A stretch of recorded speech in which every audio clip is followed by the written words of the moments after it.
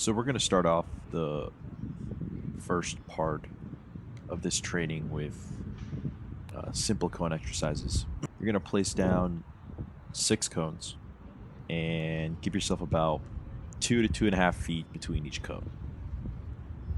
And the first exercise we're going to do, shuffles, zigzags, in and outs, whatever you want, but the first part of the exercise is like so. When I'm starting off going into the left, my left foot is leading. And then when I want to change directions and go to the right, I shift from my left foot leading to my right. So we're going to do this. We can do this about 2 to 3 times and then immediately transition to going backwards. Now this is going to create perception. You're going to have to really analyze your foot and eye coordination. The next exercise, as you can see here, think about doing high knees in place.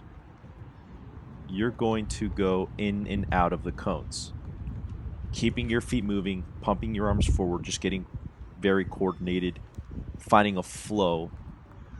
Immediately after that, just a variation of some lunges, just to open up the hips. I think it's important for goalkeepers to keep our hips as healthy as possible. Our hips are ultimately what gets us there. I had a coach one time tell me, your hands save the ball, but your feet get you to the ball. Next, we're going to do some inchworms. These are very important. It helps with core stability. It gets a good stretch on our posterior chain. You're going to put your arms as far forward as you can. I'd say about a couple inches in front of your shoulders. And then you're going to slowly walk your legs up while trying to keep your legs as straight as possible. And it should take you about maybe 2 to 3 for you to go from one end of the goal to the other. After that, you're just going to do some basic scoops. Bend one knee, extend the other leg out in front of you, and try to scoop up the grass with both hands. And you're going to feel a nice stretch from your glute all the way down to your calves, maybe your Achilles. Immediately the world's greatest stretch. This is fundamental, in my opinion, for any athlete. It opens up your hips, your chest. Great for the lumbar spine, just overall amazing stretch. Next, it's a mini core workout. What you're going to do is you're going to place a normal football between your feet. And what you're going to do is you're going to try to bring that soccer ball over your head as you're laying on the ground.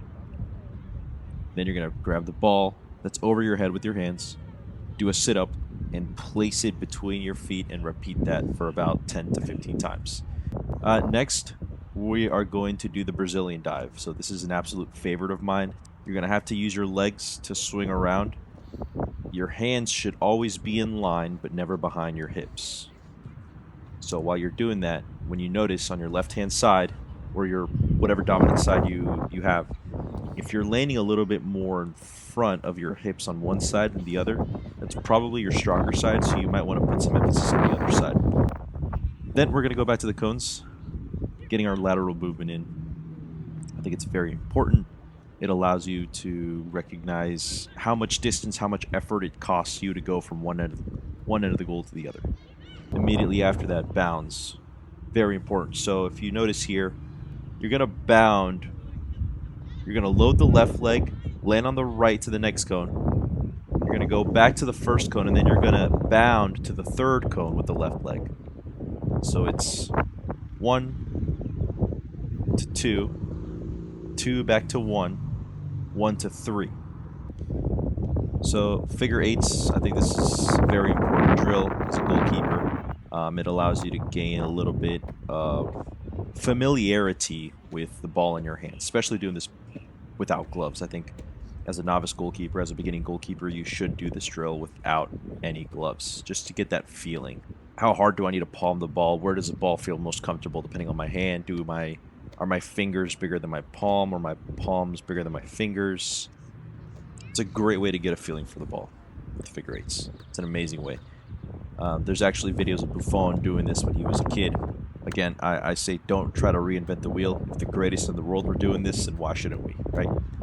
A little different variation from figure eights, but I'm just rolling the ball around my core, around my body, around my legs, just helping myself with shoulder mobility, having a great understanding of where the ball is in relation to my positioning, where my hands are, where the ball can be. Overall, a great exercise to get the mind going and develop that relationship with the ball. And then finally, to end off, standing collapse dives. You're going to bounce the ball on the same side that you have your knee propped up in. So if my right knee is up, if I have my right knee propped up, I'm bouncing the ball to my right side. Trying to catch the ball as soon as it bounces off the ground, keeping it about eye level. Do that about 6 to 8 times, depending on your fitness level. If you really want to challenge yourself, start working up to 10, start working up to 15, 20, maybe even 25. And then this last exercise, I call this the knee over toes split stance squat. This was actually made famous by a knees over toes guy.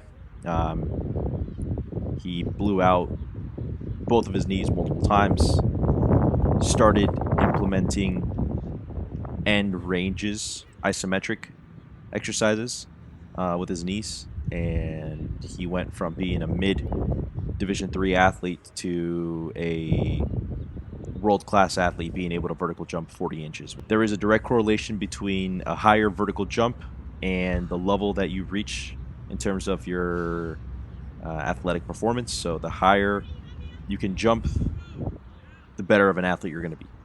Get down as low as you can. Bring those hips below the knees. Try to not compromise your hip positioning. And then you're going to cave in your knees from left to right like you saw. And that's the end of the series.